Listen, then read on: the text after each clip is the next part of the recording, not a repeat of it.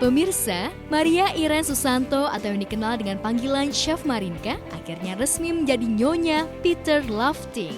Melalui akun media sosial, perempuan yang populer sebagai juri MasterChef Indonesia itu memamerkan momen pernikahannya dengan Peter yang dilangsungkan secara internal itu.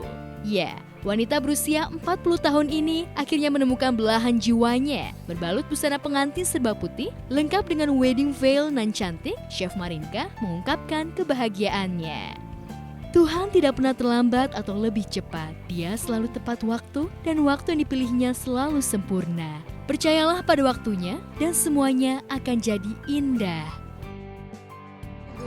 Cuman perkenalannya kita sama-sama 2 tahun yang lalu ke seminar, kita ketemunya di Inggris sebetulnya, nggak sengaja, itu udah diatur sama Tuhan menurut aku. Jadi menurut kita berdua sih. Perjalanan cinta Chef Marinka menjadi unik, 2 tahun berkenalan pada saat berlibur di Inggris. Chef Marinka memutuskan untuk menerima lamaran Peter, pria yang diketahui blasteran Belanda Indonesia pada saat keduanya bertemu di Perancis. Walhasil, Menara Eiffel pun ikut menjadi saksi keutuhan cinta Chef Marinka dan Peter hingga ke pelaminan.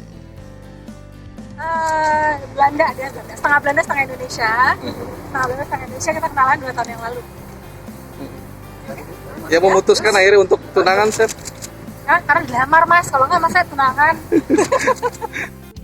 Karena aku banyak berdoa sih, sejujurnya kita berdua sama-sama doa. Jadi kalau misalnya emang kita bilang, kalau emang jodoh, tolong dideketin, kalau emang bukan, tolong dijauhin. Jadi aku benar-benar kasih semuanya ke Tuhan, itu sih sejujurnya kuncinya kemarin. Kini keputusan perempuan yang hobi memasak untuk menikah membuat penggemarnya yang rata-rata kaum Adam patah hati. Namun, Chef Marinka sudah bulat pada keputusannya menikah dengan Peter dan membangun rumah tangga hingga maut memisahkan. Tapi kemarin dilamar kaget atau surprise? Kalau nggak surprise, sampai bukan dilamar mas.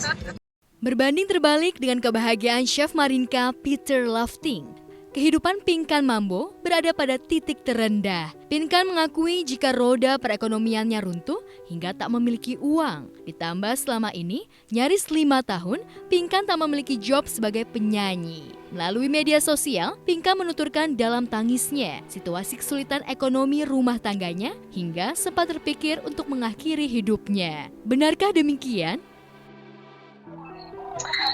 Iya, dulu pulang dari Amerika itu sebenarnya selama ini aku bilang itu aku menyembunyikan kalau aku itu sebenarnya lagi dalam masalah besar. Maksudnya aku banyak hutang, terus aku hidupnya diizinkan susah banget, sampai aku mau makan itu harus kumpulin uang recehan gitu. Terus es teler aja bagi aku yang biasa aku traktir orang makan gitu, pokoknya duit aku banyak banget, sampai es teler aja menurut aku benda yang mewah banget yang aku tuh nggak sanggup beli gitu.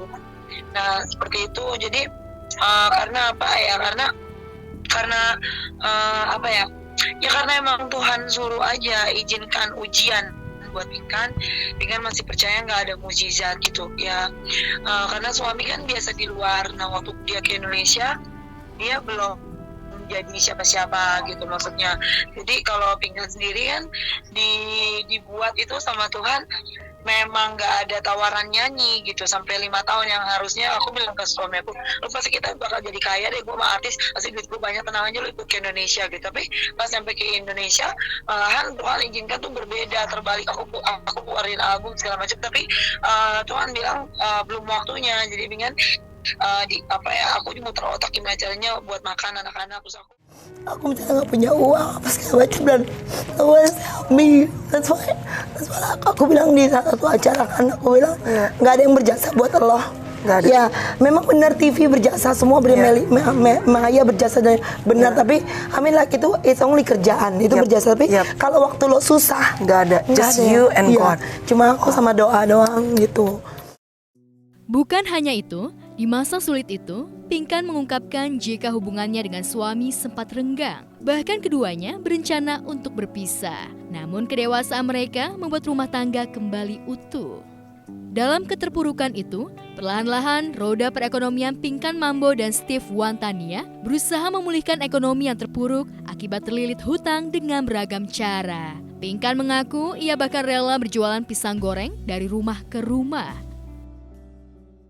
Suami aku sibuk kerja di luar kota, aku ngurus anak sendiri, apa sendiri. But are you guys okay? Dulu nggak oke sih dulu. But now? Sempet kayak kita kayak mau pisah atau apa, tapi Tuhan baik, Tuhan pulihkan semuanya.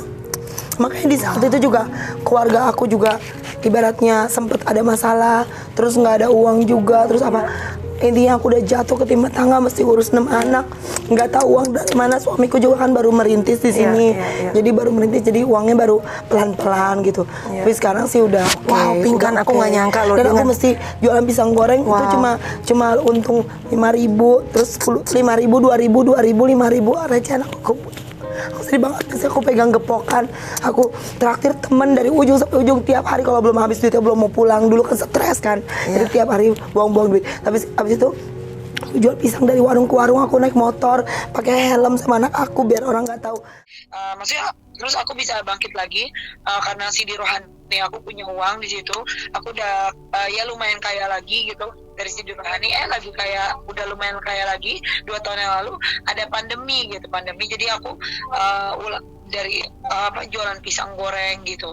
Ya dulu banget sih 5 tahun yang lalu jual pisang goreng juga, pokoknya sampai jual pisang goreng, sampai jual laundry gitu.